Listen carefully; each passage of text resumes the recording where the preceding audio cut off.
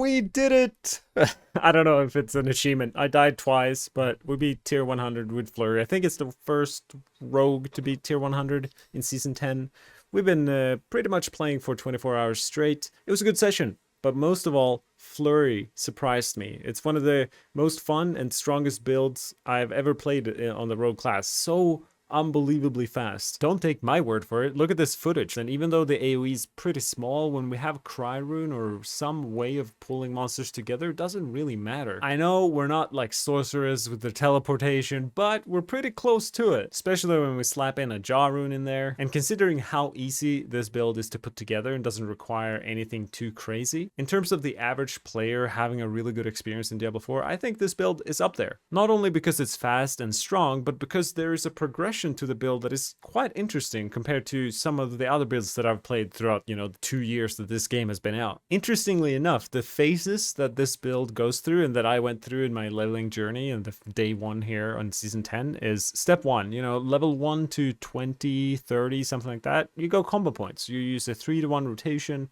where you stab someone with a basic skill, you hit them with the flurry, you get a little bit more attack speed, and that's just kind of what you have as your only option. But as you start to get a couple aspects, perhaps some resource aspects on your rings or your amulet, and maybe even some energy per second on your utility gear like chest, helm, and boots and stuff like that, then you can pretty comfortably just go into Inner Sight and use Inner Sight for quite a long time. I used Inner Sight way past level 60 even. And this step that I'm talking about right now is not really covered in my max roll guide. Basically what Inner Sight enables us to do is play the same playstyle as you saw in the beginning of this video, where we just have one button where we just click Flurry a lot. Inner Sight enables that, especially when you add on top of that advanced Flurry that, gives you a bunch of energy as well. And what's going to allow you to move from Inner Sight in the mid-game version onto the end-game preparation variant all comes down to this unique helm that is unbelievably powerful. Not only does it more than double your damage, it also makes energy completely redundant. We're no longer spending energy at all. We're now spending our life. And if you just happen to put this helm on without changing any other piece of your gear, you're going to realize very quickly that, whoa, I am basically killing myself here. This is not a good, am I on the enemy's team? This is crazy. So the way we counteract that is through this aspect right here, Undying.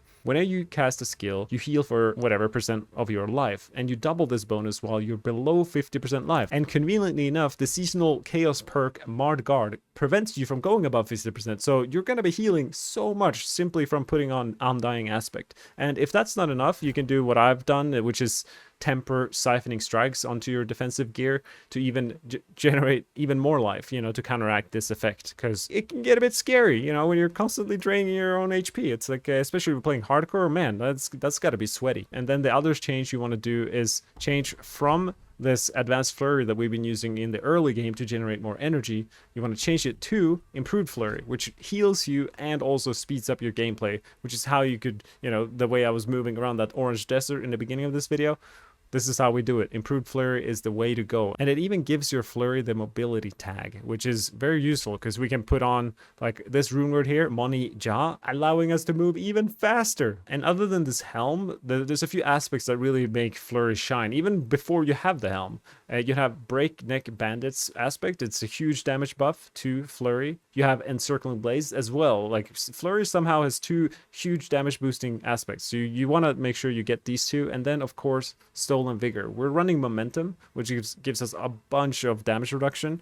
And with this aspect also more unstoppable and more damage. It's a no-brainer. And remember how we're now spending life? Well, Dark Dance deals 120% increased damage with skills that cost life, which Flurry obviously now does. That's a lot of damage. Other than that, you don't really need too much fancy gear. I have Penitent Greaves. It doesn't really matter if they're GA or not. I have some standard pants with Umbras so that I can, stay alive. And you can put Flurry Size on as many items as you want. And for the longest time, until like an hour ago, I only used Fist of Fate as a chest for Chaos Armor.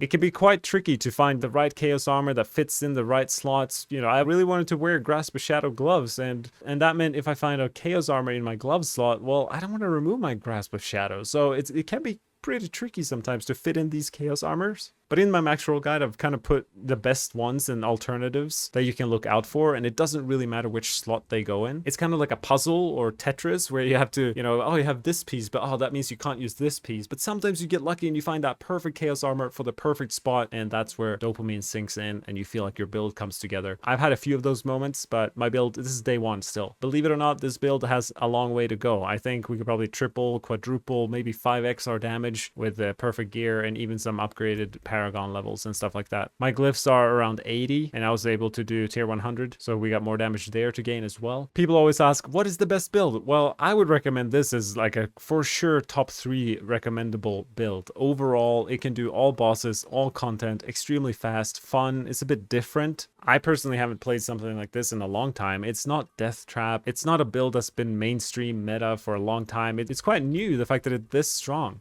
So highly recommend it. It's super fast, super fun, easy to get into, and kind of a fun progression. To summarize, level 1 to 20, 30 combo points to just get going.